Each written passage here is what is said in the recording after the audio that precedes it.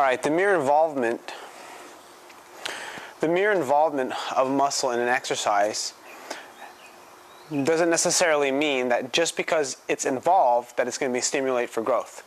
You said in your squat, Sebastian, about squatting, like the bicep being involved in a squat is going to cause it's not going to cause hypertrophy. I agree with that.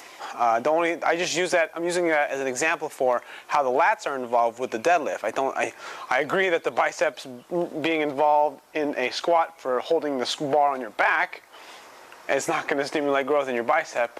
It will probably improve your strength overall, especially in beginners, but not so in people who are intermediate or advanced.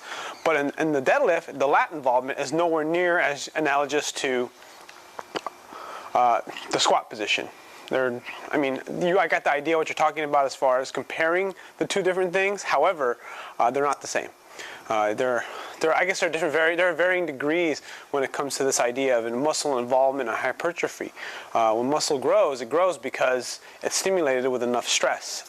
The lats are definitely involved enough to a point where they will grow if you deadlift enough weight often enough. All right, so this part's a little hard to explain because I kind of need, like we were talking about shoulder extension. I'm just reading the computer comments because I want to type and write something back, but this stuff requires me to show stuff. All right, so there is a great deal of load of contraction in an entire lat because of shoulder extensions. The entire bit on lats being trained due to shoulders being held in an extended position has been thoroughly explained. It's enough to stimulate hypertrophy. There's a lot of involvement in the lats for that position. I'll just demonstrate. All right, so let me do this example here with the empty bar here, doing a deadlift position. If I were to deadlift, squatting down into a deadlift position here, and then as I use my body to pull my body up, push my hips through, extend my hips, squeeze my glutes. Now, I can agree with you that the lats are isometrically contracted here in this position from the bar, from the ground up. Coming up, sliding up the legs, squeezing the hips. But when there's a significant amount of load, you're going to get some thoracic rounding, which is normal. So what's going to happen as you lift the bar up, in order for you to bring your shoulder blades back or maintain position, you need to use your lats to contract to bring them back. Of course, that's not really what the goal is, but when you lift heavy, it's something that's just going to happen.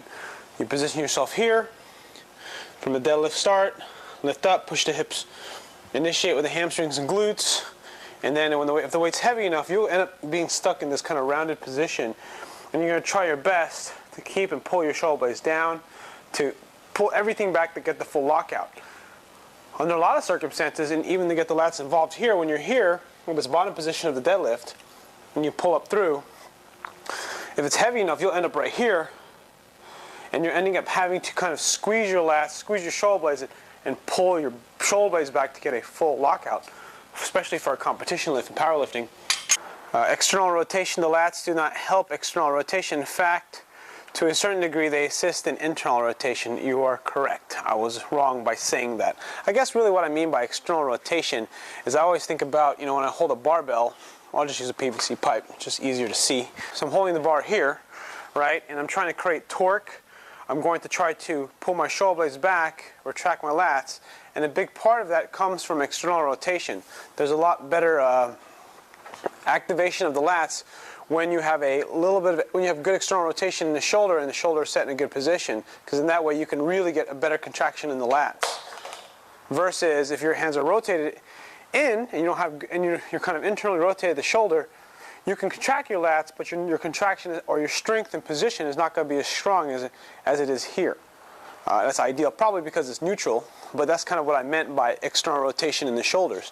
Really, though, when you said earlier, lats getting pulled out of position is an indication of loss of tightness. I won't say loss of tightness because the weight's heavy. It's going to pull you out. It's heavy.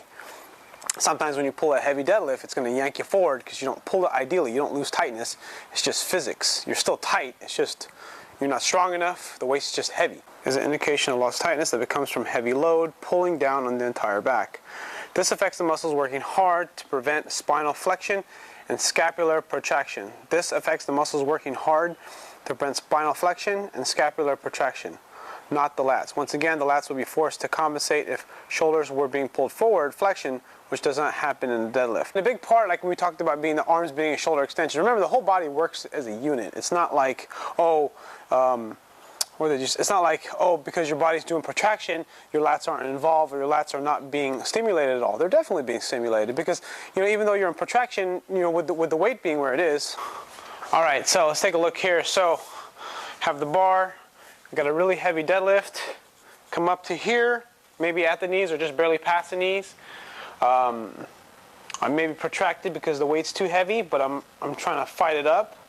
So the position here, what's happening is squeezing the lat. So your lats actually help maintain position to allow your rhomboids to hold. Essentially, your lats are holding your entire position. I mean, just think about where the fibers pennate. They go from the inside of the humerus down all the way thoracic lumbar fascia. So throughout the entire movement, when your arms are here and you're pulling up the weight, there's force being applied where you're going to want to do this. So you have this kind of, essentially a lot of weight where your body's wanting to be pulled forward, right?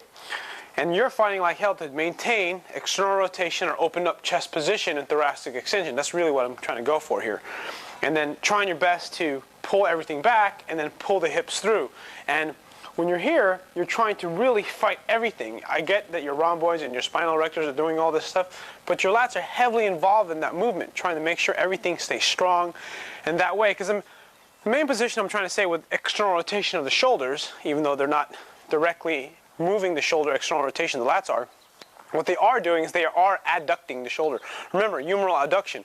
There's horizontal adduction and this is all adduction. That's why I said humeral adduction. I didn't say shoulder adduction because I guess they kind of mean the same thing. But the humerus, essentially bringing the humerus to the midline, right? So humerus is coming to the midline, midline, midline. Even though this is shoulder extension, it's still humeral adduction. So you're trying to essentially create this movement. So as you're deadlifting up, I see your perspective of why you think it doesn't really affect the lats. And a big part of why I think that you might misunderstand, or I think it's just lack of training experience. I just really think so. I mean, when you deadlift heavy and you deadlift, really near max weights, and you build yourself up, especially conventional lifting, conventional deadlifting, you're gonna feel your lats. It's just kind of what happened. I'm not like a world-class powerlifter by any means, but I do know one of the biggest reasons why I can deadlift a shitload of weight, over 500 pounds, is because of how much lat involvement I have. And combination of lat involvement and getting that acceleration with the hip extension and knee extension allows me to get the weight up. It's a big part of my position.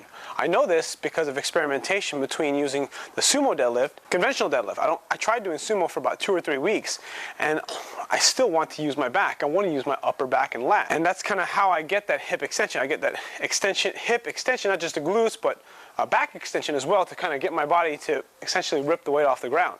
Once again, I explained why shoulder extension isn't really being loaded, so let's leave it aside. Shoulder extension not being loaded, that is impossible. Shoulder extension, shoulder adduction, whatever you want to call it. Just say humeral adduction, right? This is humeral adduction. And again, near max weight, we're talking about near max. Well, my argument or my explanation or my conversation piece has to do with near max weights, not necessarily just deadlifting, 135 pounds. We're talking about 85% plus of 1 repetition max for reps, or 90% plus for reps. Everyone's anatomy is a little bit different, and maybe my anatomy favors my body so much, or my anatomy is set up so that I feel more of my lats. That could be also true. I don't disagree with that possibility. But when I'm deadlifting the weight, man, this is really hard to explain without putting some weight on the bar. So I'm gonna put some weight on the bar. Curving my back, chest upright, shoulder lines up, coming up, nice and slow, just to kind of show the movement. Extend the hip. Okay, so we have shoulder extension. So right here, this gap here where the lats are involved, remember the lats come out here, right? So from this position, coming up, that's shoulder extension. So there you go, shoulder extension. That should be enough to warrant hypertrophy with max load. Think about that for a second. Coming here, coming up, that's definitely enough. And it all depends on someone's loading pattern, of course. Everyone's anatomy is a little bit different when it comes to the deadlift. But if there's one thing that's for sure, when I deadlift, I'm definitely using most, of course, it's hip extension, hamstrings, and glutes, but near maximum weights. And when the weight gets stuck, especially right here at the knees, or maybe, yeah, right at the knees or maybe below the knees, there's definitely a lot of folding in half that wants to occur. Your body wants to fold in half, you know? So let's just pretend this is a really heavy weight, right? I'm gonna deadlift it, and essentially what's gonna happen is my body's gonna, upper back's gonna round, and the only way I'm gonna get this through is if I basically scoop my lats back and in. And even though that seems like a small movement, I mean, that's definitely enough to feel your lats work. I mean, look at that. So you can see how my lats are working pretty good.